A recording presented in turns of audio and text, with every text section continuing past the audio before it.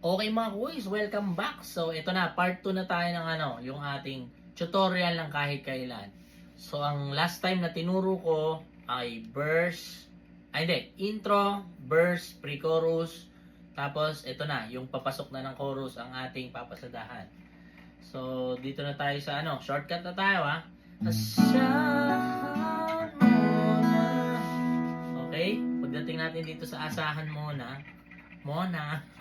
Yung kapatid ni Ivana, si Mona, corny hayop. Okay? Asahan mo na. Ito ako. Na-imagine ko tuloy yung mukha ni Mona. Teka lang ako isa. Time out lang saglit. Kasi ang corny ng joke ko eh. Sobrang corny, tumatak sa isip ko. Okay. Alisin muna natin si Mona ha. Huwag na isipin si Mona. Okay. Asahan muna tayo.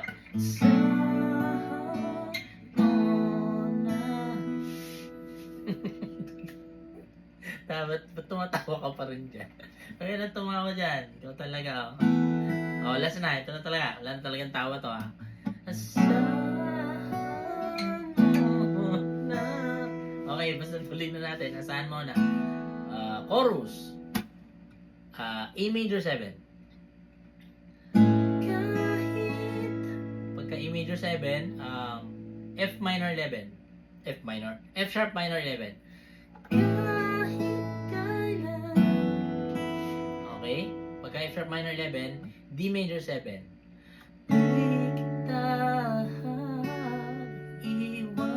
Tapos ulit. E major 7. So yung chord na ginagamit natin, A major 7, F sharp minor 11, D major 7. Okay? Ulit. Chorus. Kahit kailan tahan iwan. Tapos ulit tayo, A major 7. Kahit kailan di kita pabayaan. Ulit lang ulit. A major 7 ulit. Tapos F sharp minor 11. Tapos D major 7.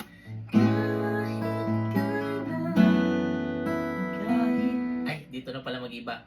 So, ang pag-ulit pala natin dito sa sa pangalan nito, D major 7, dalawang ulit lang pala siya. So, A major 7, F sharp minor 11, tas D major 7. Okay, yung una yan, unang part. Unang part. Sunod, A major 7 ulit, F sharp minor 11 ulit, tapos D major 7 ulit. So, nakadalawang ulit na tayo, di ba? Ito na yung pangatlo. Ang ulitin lang natin dito, yung A major 7, tsaka F sharp minor 11, tapos E suspended 4. Kahit kailan. Sumasabit pa rin. Okay? Pagka bagsak natin ng E suspended 4, babalik lang ulit tayo ng verse. So, verse pre-chorus ulitin lang natin. Pati yung chorus. So, ayun, ang gagawin natin, so dahil ulitin lang naman natin yung verse pre-chorus tsaka chorus, magsha-shortcut na tayo papunta dun sa may parang pinaka-bridge niya. Yung kung ikaw ay mawala. Yan yung pinaka-bridge bago mapunta ng ng instrumental part. Pero bago yon, recap tayo dun sa chorus na inaral natin. So, yung pre-chorus, pasadahan natin ng buo para hindi na natin maalala si Mona. Tapos, papakita ko yung binuo nating chorus dito. Pero, yun, quick recap muna bago natin buuin yung pre-chorus. So, dalawang ulit ng A major 7, F sharp minor 11, D major 7. Tapos, isang ulit ng A major 7, F sharp minor 11, tapos E suspended 4. So, tatlong, lang to, parang tatlong kombinasyon lang yung gagamitin natin sa may chorus. So, ganito siya, di ba? Kahit kailan, tahan iwan. Kahit kailan, di kita pabayaan. Ito na yung pangatlo. Kahit kailan suspended 4.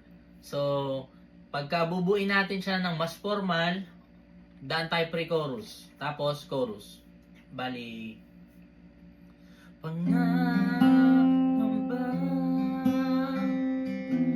dapat pang isipin walang hanggan. Asahan mo na kahit kailan di kita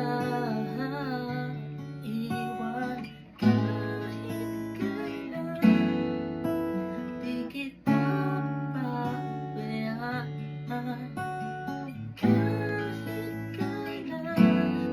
kahit kailan. Okay? So, imagine natin na ano na to, yung parang second chorus na para dediretso na tayo dun sa may instrumental part. Bali, anong nangyari? Ay, hindi. Mali pala. Disregard niyo yung pinagsasabi ko nung imagine niya na second chorus na kagad. Mali. Dapat pala, ang ipapakita ko dapat dito ay kailangan nating bumalik ng verse. Excuse me ulit. Dami ko kasing nakain, nagtsokolate pa ako eh.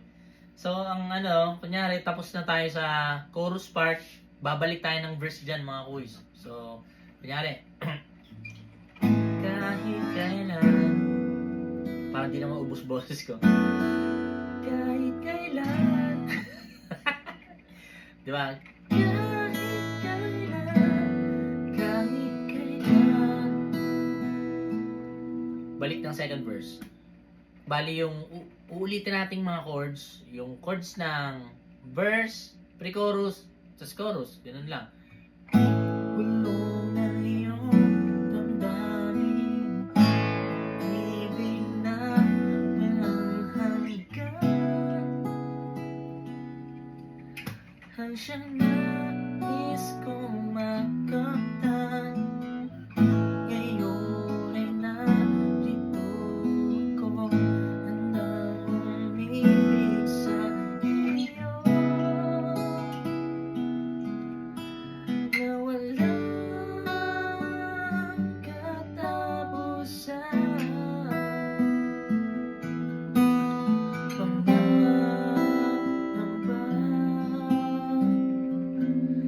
habang isipin walang hanggan.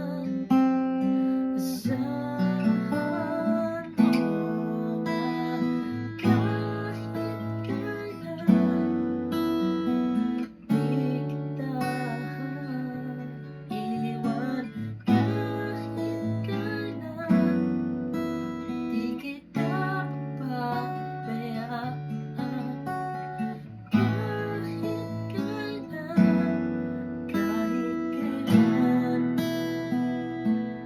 Ito na, yung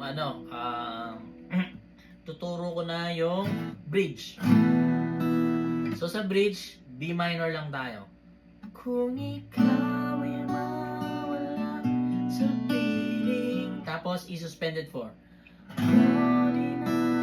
Ang gagawin natin mga quiz para hindi komplikado, kagaya ng sinabi ko bago ko simulan tong video na to, dun sa naunang part, si Sir J. Dorias, ang mga chords talaga na ginagamit niya, bali-bali yan. Pero hindi ko na ituturo kung ano yung actual na ginagamit na chords niya kasi nga medyo komplikado. Ayun ang mga ganyan. Ang ituturo ko yung pinakasimpleng paraan na lang para matugtog natin sila. Para, ayun, magawa din ng karamihan sa atin. Nung kumbaga, yung mga kahit nagsisimula pa lang kaya nilang gawin. Para, ayun, hindi tayo mahirapang lahat. So, sa bridge, ganito. B minor 7. Kung ikaw ay nawala sa piling. Tapos, E suspended 4. Tapos ulit, B minor 7. Kung umibig. Tapos, F major 7. Tapos ulit lang ng B minor 7. Kahit ano pa mangyayari. E suspended 4 ulit. Di makalipan Okay, so nakailang ulit ba tayo ng B minor 7 tsaka A suspended 4? Bilangin natin para hindi nakakalito. Kasi after natin mag-ulit-ulit ng B minor 7 tsaka A suspended 4, gagamit kasi tayo ng F major 7. Yan, na ganyan. Ganyan pa rin posisyon ang gagamitin natin. So, bilangin natin para yung mga nalilito sa pagbibilang, hindi malito kasi meron na tayong bilang. So, yung huling part tayo ng chorus na kahit kailan bridge, kung ikaw ay mawalan sa piling ko, inaalam. Unang bilang, pagkakayanin ba kayang umibig, F major 7, okay, so ang nangyari dito, B minor 7, E suspended 4, B minor 7, F major 7. Okay, so ang dalawang inulit lang natin yung B minor 7. Tapos ang F major 7 na tayo. Tapos B minor 7 ulit tayo. Kahit ano namang nangyari, di maaari balik. Okay, so after natin mag F major 7, ang isang ulit na lang na gagawin natin, itong B minor 7, tsaka E suspended 4. So parang ganito na siya. Kung ikaw ay mawala sa piling ko, di maalam kung kakayanin ba kayang umibig pang muli. Kahit naroon pa mang nangyari, di maaari ipapalit. Tapos ito na yung sasamahan pa kita hanggang sa huli, hi hi hi hi hi yo. Tapos yun na, yung instrumental part na.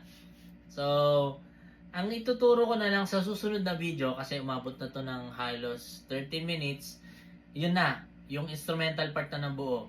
Doon na natin isasama yung hanggang sa huli, hi hi hi hi yo.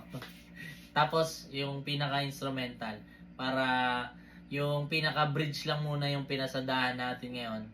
Chorus, tsaka bridge part. Yun. Para, hindi ganun humaba ulit. Tsaka meron kayong time aralin ng portion by portion. So, ayun. Abangan nyo yung susunod na video mga kuys. Ito na yung instrumental part sa ating next video. So, sana nakatulong tong video na to. Share lang mga kuys para yun ulit, makaabot ulit dun sa mga iba nating mga kuys na gusto ding matuto. So, yun. Maraming salamat ulit sa inyo mga kuys. Ingat tayong lahat kasi may bagyo. Peace.